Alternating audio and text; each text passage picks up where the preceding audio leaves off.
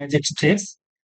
এটার জন্য আমাদের একটা কোড বানাইতে হবে। সেটা বানানোর জন্য আপনি কি করবেন, ডেস্কটপে গিয়ে মাউসের রাইট বাটনে ক্লিক করে নিউতে আসবেন। নিউতে ক্লিক করার পরে দেখেন টেক্সট ডকুমেন্ট, এইখানে ক্লিক করবেন, একটা ফাইল চলে আসছে।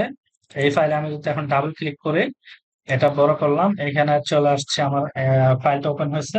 ওপেন হওয়ার পর আমি লিখবো ইকো।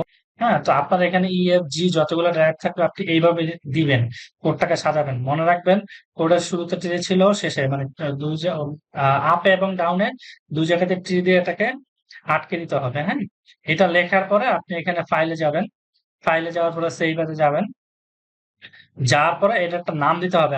আপনি ধরেন যে রিফ্রেশ নাম দিলেন বা কোনো কিছু একটা নাম দিলেন। হ্যাঁ, হ্যাঁ, তো নাম দেওয়ার পরে এইখানে একটা ডট দিবেন। ডট দিয়ে এই ফাইলটার নাম দিতে হবে BAT। বি দেওয়ার পর আপনি এটা সেভ দিবেন। সেভ দিলে দেখেন আমার একটা কোড করা ছিল, আমি যদি একটু দেখাই।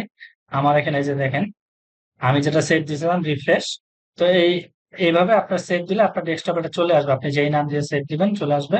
এইখানে যদি আমি ডাবল ক্লিক করে দেখেন,